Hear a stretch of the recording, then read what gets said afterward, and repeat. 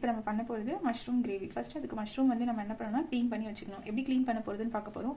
பார்த்தீங்கன்னா முழுசாக ஒரு மஷ்ரூம் எடுக்கிறோம். இதுக்கு மேலே அந்த ஸ்கின் இருக்கு இல்லைங்களா, அதை பீல் பண்ணி எடுத்துகிட்டு போகிறோம். நீங்கள் சாஃப்டாக வச்சு பீல் பண்ணிங்கன்னா அந்த ஸ்கின் மட்டும் வந்துடும். ஏன்னா இது எதுக்காக நம்ம பீல் பண்ணுறோன்னா, இதில் வந்து எசன்ஸ் வந்து நல்லா இறங்கணுன்றதுக்காக. பார்த்தீங்கன்னா நல்லா பீல் ஆயிடுச்சிங்களா. அதே மாதிரி இன்னொன்று பார்ப்போம் எப்படி பீல் பண்ண போகிறோன்னு. ஒன்றும் இல்லை, இங்கே வச்சு இப்படி ஒன்று எடுத்திங்கன்னா ஃபுல்லாக வந்துடும். அதே மாதிரி நம்ம எல்லா சைட்ஸையும் வந்து க்ளீன் பண்ணி பீல் பண்ணி ஸ்கின் எடுத்துடலாம். பொறுமையாக பண்ணிங்கன்னா உங்களுக்கு வந்து மஷ்ரூமும் வேஸ்ட் ஆகாது, வெறும் ஸ்கின் மட்டும் நம்ம பீல் பண்ணி எடுத்துடலாம். இந்த மாதிரி க்ளீன் பண்ணிவிடுங்க. நம்ம இதே மாதிரி எல்லா மஷ்ரூமையும் க்ளீன் பண்ணிவிட்டு பார்ப்போம்.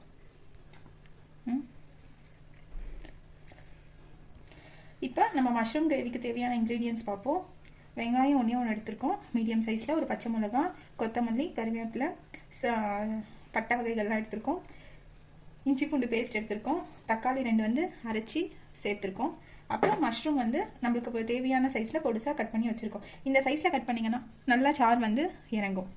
ஓகே கைஸ், 2 பட்டை, 2 லவங்கம், ஒரே ஒரு பூ. ஓகேவா? இப்போ நம்ம செய்ய ஆரம்பிப்போம். கேஸ் ஆன் பண்ணிக்கிறோம். நம்மளுக்கு அதுதான் தேவையான அளவு ஆயில் ஆட் பண்ணிக்கலாம்.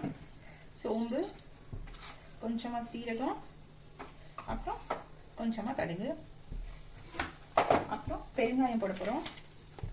எல்லாமே நம்மளுக்கு தேவைக்கேற்ப. அது நல்லா பொரியட்டும். பொரிஞ்ச பிறகு ஒரு பச்சை மிளகாய் நம்ம எடுத்துருக்கோம் இல்லைங்களா, இந்த பட்டை வகைகள் அது, அதுக்கப்புறம் இந்த ஒரு வெங்காயம் கட் பண்ணி வச்சுருக்கோம்ல அது, கொத்தமல்லி, கறிவேப்பிலை எல்லாத்தையும் ஆட் பண்ணிக்கலாம். நல்லா வந்து ஃப்ரை பண்ணிக்கலாம். அன்டில் இது வந்து கோல்டன் ப்ரௌன் கலர் அட்டைன் ஆனும் ஆனியன் ஃப்ரை பண்ணிவிட்டு பார்க்கலாம்.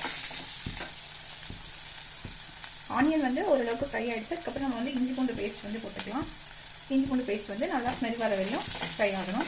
ஃப்ரை ஆகிட்டு பார்ப்போம் கைஸ். இஞ்சி பூண்டு பேஸ்ட்டும் ஆனியனும் ஓரளவுக்கு வந்து மிக்ஸ் ஆயிடுச்சு, ஸ்மெல்லும் வந்துருச்சு. இப்போ நம்ம வந்து அரைச்சி வச்சிருக்கோம் இல்லையா பெருசாக 2 தக்காளி, அந்த தக்காளி வந்து நம்ம ஆட் பண்ணிக்கலாம். ஏன் நான் தக்காளி வந்து பேஸ்ட் பண்ணியிருக்கேன் அப்படின்னா, நம்ம தக்காளி பேஸ்ட் பண்ணி போட்டோம்னா கிரேவி வந்து கொஞ்சம் நல்லா கன்சிஸ்டன்ஸாக வரும். தக்காளி நல்லா போட்டுக்கணும். பேஸ்ட் இப்போ பாருங்கள், நம்ம போட்ட தக்காளி, வெங்காயம், இஞ்சி பூண்டு பேஸ்ட் எல்லாமே வந்து மிக்ஸ் ஆகிடுச்சு ஓரளவுக்கு. இப்போ நம்ம இந்த கேப்பில் என்ன பண்ண போகிறோம்னா, லைட்டாக வந்து சால்ட் ஆட் பண்ணிக்க போகிறோம். சால்ட் வந்து நம்ம லைட்டாக ஆட் பண்ண போகிறோம். இதுக்கப்புறம் என்ன போட போகிறோம் அப்படின்னா, மஞ்சத்தூள், மிளகாய் தூள். மஞ்சத்தூள் ஒரு பிஞ்ச் தான். சில்லி பவுடர் நம்ம காரத்துக்கு ஏற்ப நான் 1 ஸ்பூன் ஆட் பண்ணுறேன். 1 ஸ்பூனும் லைட்டாக ஒரு பிஞ்சும் நல்லா மிக்ஸ் பண்ணி விட்டுக்கோங்க.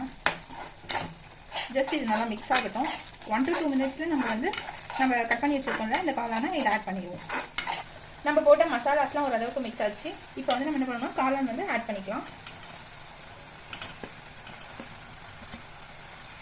இப்போ காளான் ஆட் பண்ணியாச்சு.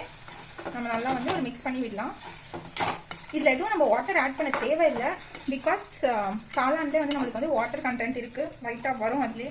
அதை பார்த்துட்டு நம்ம அதுக்கப்புறம் நம்மளுக்கு தேவைன்னா நம்ம வாட்டர் வந்து லைட்டாக ஆட் பண்ணிக்கலாம். இப்போதுக்கு இப்படியே இருக்கட்டும், பார்ப்போம்.